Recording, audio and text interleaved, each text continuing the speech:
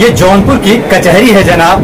यहाँ छज्जों और चेम्बर में बैठकर काली कोट वाले सरकारी मुलाजिमों के कॉलर तक पकड़ लेते हैं। जी नमस्कार, मैं हूँ सरस सिंह, आप देख रहे हैं जौनपुर डेली टाइम्स।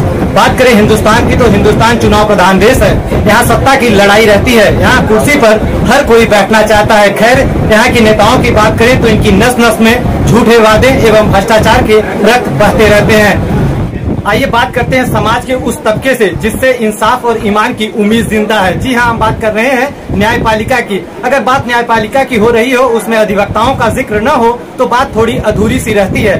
आप देख पा रहे होंगे कि हमारे ठीक दाहिनी तरफ बैठे हैं कमलाशंकर यादव जी, जो civil court bar association Jaunpur से महामंत्री पद का चुनाव लड़ रहे हैं। आइए बात करते हैं।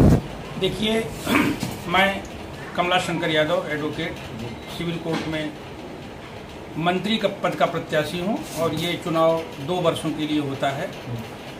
मैं अगर निर्वाचित किया गया तो सबसे पहली चीज की अधिवक्ताओं के हित के लिए जिन साधनों को अपनाना होता है उसमें पवित्रता और पारदर्शिता की जरूरत होती है, जो मैं करूंगा। दूसरी चीज की सबसे बड़ी चीज ये है कि अधिवक्ता का जो यहाँ पे देखिए, यहाँ पे अधिवक्ताओं के लिए बहुत सी सुविधाएं हैं। हमारे यहाँ बार में यूरिनल की व्यवस्था बिल्कुल नहीं है, खुले में लोग जाते हैं, ये हमारे लिए बहुत ही दुखदायी है। तो अगर मैं चयनित किया गया तो वाराणसी में जैसे है वो अच्छे से यूरिनल की व्यवस्था की जाएगी, चाहे वो सिविल कोर्ट के कैंपस में या तो फिर सिविल कोर्ट कैंपस में जिला जज से बात करके, चाहे जैसे भी हो उसको किया जाएगा।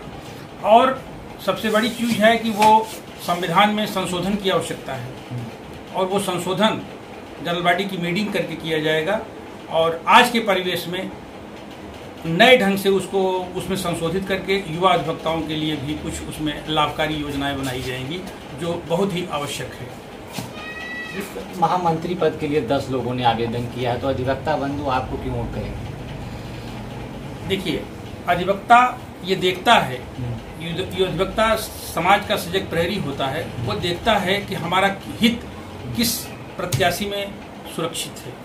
जहाँ पे अधिवक्ताओं का सम्मान होगा, संघ का सम्मान होगा और जहाँ हमारा अधिवक्ता खड़ा होगा, हमारा मंत्री या अध्यक्ष, तो लोगों को लगेगा कि हाँ, ये हमारे संघ का नेतृत्व कर रहा है।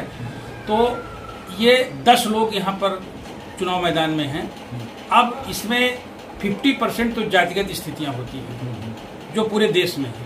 50% लोग ऐसे हैं जो उसकी गुणवत्ता पर उसको देख करके कि इसमें क्या योग्यता है, ये क्या कर सकता है हमारे लिए, उस आधार पर चयन करते हैं। तो वह जो 50% लोग होते हैं वो अपने दिमाग का इस्तेमाल करते हैं और उसी के आधार पर चयन किया जाता है। आप युवाओं की बात करते हैं, अगर अधिवक्ता बंधु आपको मंत्री बना देते हैं तो युवाओं के लिए क्या सोच रखा है? युवाओं के लिए देखिए, जो घर से जब वो चल करके आता है एक युवा नए अधिवक्ता, तो उनको यहाँ तक पहुँचते हैं, दिन भर मेहनत करते हैं, तो कोई उनको 50 रुपए देता है, कोई 100 रुपए देता है और उससे उनके यात्रा का खर्च भी नहीं निकल पाता।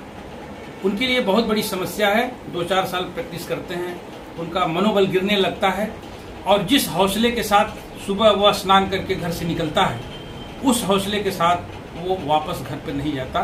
तो मैं कुछ ऐसी व्यवस्था करूँगा कि वह कम से कम उस हौसले के साथ घर वापस आए। मैं वकालतनामे का रेट जो भी ऊपर नीचे करना पड़े, उसमें से एक सिस्टम क्रिएट करके मैं उन्हें 100 रुपये वापस करने की योजना बनाऊंगा, जो बहुत ही ज़रूरी है। और लाइब्रेरी, हमारे बार की ऑफिस, ये भी मेंटेन नहीं है। कम से कम लोग बाहर से आएँ तो देखें कि हमारे सिविल कोर्ट बार एसोसिएशन के अध्यक्ष और मंत्री का कमरा कैसा है, प्रवेश करें तो लगे कि हाँ कैसा है। और सबसे बड़ी चीज कि जैसे हमारे अधिवक्ता संघ का नेतृत्व करने वाला अध्यक्ष या बार एसोसिएशन का कोई मेंबर किसी के घर जाता है, कहीं मीटिंग में जाता है, तो मैं ऐसी व्यवस्था दूंगा कि जब वो आपके घर, किसी अधिवक्ता के घर जाए, तो लगे कि हाँ, हमारे बार का नेतृत्व करने वाला कोई अध्यक्ष हमारे घर आया हुआ है। महिला अधिवक्ताओं के लिए क्या सोच रखा है आपने? देखिए, महिलाओं के लिए हमारे यहाँ जो कॉमन रूम है बहुत छोटा है और अगर मैं चयनित किया गया तो उनके लिए एक महिलाओं के लिए कॉमन हॉल बनवाऊंगा जो बड़ा होगा, क्योंकि इस समय लगभग 78 महिलाएं एनरोल्ड हैं और उनको बैठने की बिल्कुल जगह नहीं है। और जो भी आधुनिक व्यवस्था है वातानुकूलित, वो सिस्टम मैं कॉमन रूम में दूंगा, जिससे महिलाएं कम से कम जाकर के वहाँ बैठें तो उनको लगे कि हाँ, मैं स्वस्थ हूँ, ठीक हूँ। चलिए हमारी ढेर सारी शुभकामनाएं। धन्यवाद।